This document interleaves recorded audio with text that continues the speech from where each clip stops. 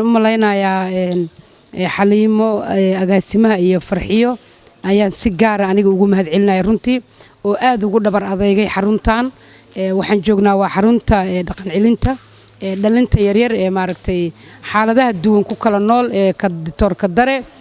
xaruntan waxa ku nool agoon waxa jooga caruur oo maaragtay laga soo qaaday darbiyada waxay leedahay taariikh aad u fog marka waxaan rabaa inaan Ilaahay subxaanahu wa ta'ala aan uga mahadceliyo anigoo ku hadlaayo hooyada Soomaaliyeed ee codkeeda iyo codka hooyada gobolka Banaadir waa dareemi kartaan ilmaha yaryar ee aadka u quruxda badan waa mustaqbalkii dalka in maanta kuwa qurbaha ka yimid oo maaragtay sida laacibkeena qaranka Soomaaliyeed diyeeshaha uga ciyaara Cumar Maxamed Cabdulle oo runtii aan leeyahay imaatinkiisa wax weyn ayay ka bedelaysaa waxayna tusaale u tahay in dadka bulshada role model ka dhalinyarada ay ku dayanayaan waa asagoo kale iyo Cumar Baariyo oo runtii 3 sano magaaladan joogay Cumar waa maartay asagana samafale runtii shalay markaan meeshaan keenay dareenkooda wax weyn iska bedelay isla shalaynimadii Cumar $100 u dhiibay Cumaraani maxaan ku dhahaa 400na waxay noo dhiibay 300na Cumar Baariyo noo dhiibay isla xalay markuu meesha tagay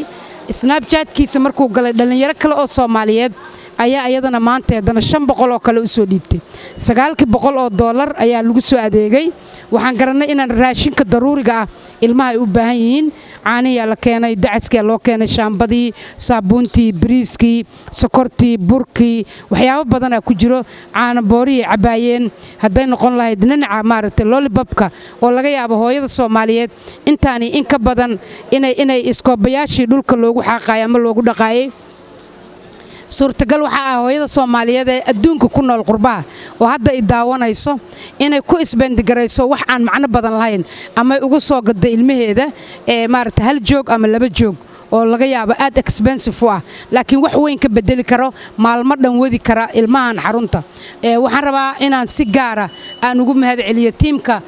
Cumar Baariyo ku xiran Cumar Baariyo wuxuu ka shaqeeyaa foundation kaas oo ah Cumar waa samafale haddana inta badan dhibaato la kulmaa markuu wadada maraayo waxaan rabaa qof walba oo bulshada Soomaaliyeed inaan ugu baaqo Cumar inuu yahay samafale maalin walbana u taagan ummadiisa inuu caawiyo Cumar waa dhalinyaro Soomaaliyeed oo Mareykanka dib uga soo laabtay marka reer Mareykan ayaan si gaar ah jaaliyada Mareykanka ku nool ayaan u mahadcelinayaa meel walba dunida ka joogtaan si gaar maadaama labadayda garab maanta labada wiil ee taagan ee nasiibkaan u yeelana markii ugu horeysay dhalinyaro Soomaaliyeed oo jeebkooda contribution ka bixiya oo raashin ku soo gadno ayadoo sidoo kale dhalinyarada Sweden ka timid iyo Ingiriiska ayadana sidaas oo kale aan u keenay ayaduna ay lacag u bixiyeen laakiin maanta raashin inaan soo iibino oo aan meeshaan nimaadno wax weyn iska bedelay waxay tusaale u tahay Soomaalida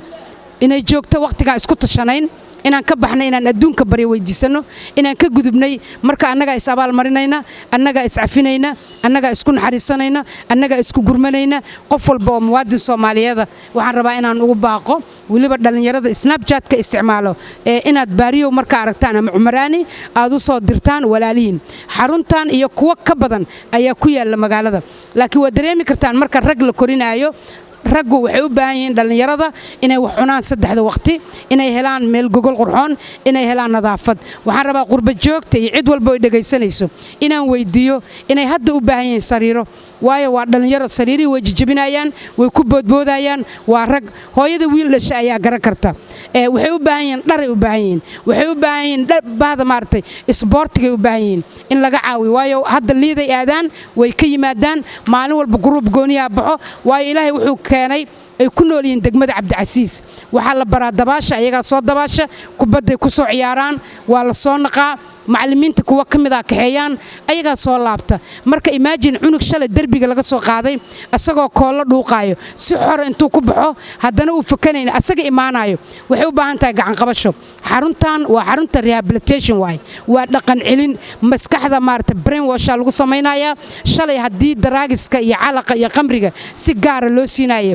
iyo shiishada iyo daroogada iyo xashiishada ay cabaayaan koolada la qasalsiinayo maanta ayaga la rabaa berito inay noqdaan madaxdii dalka waxaan rabaa mar kale inaan dhaho Cumaraani iyo Cumar Baariyo labadaba hooyo waa mahadsantiin hooyada Soomaaliyeed way ku farxee muwaadinka Soomaaliyeed wuu ku farxaya walow dadka qaar ay isaga daran tahay waxaan aawa dawladda iyo ma dadkii wax ka qabanay iyo annaga dawladda shacabka dawladda qof walba oo mas'uuliyad hayso waa inuu ugu adeego dadkiisa uu garto waxaan rajaynayaa hadda degmadan waxay yeelatay gudoomiye inuu gudoomiyaha degmada imaan doono ayadoo ay nala joogto farxiyo maamulka degmada Cabdicasiis kamida waaxda neera madax ay ka tahay farxiyo waa ku mahad celinaya dhabar adaygaaga iyo dadaalkaaga adiga iyo Xaliimo oo agaasimaha xaruntaana la'aantiin heerkan lama soo gaari lahayn waa mahadsantiin annaga haweenka gobolka Banaadir iyo shaqaalaha xafiiska haweenka gobolka waxaan naga go'an meel walba oo qof Soomaaliyeed lagu caawinayo inaan garab istaagno waayo maamulka aan ka tirsanahay ee gobolka Banaadir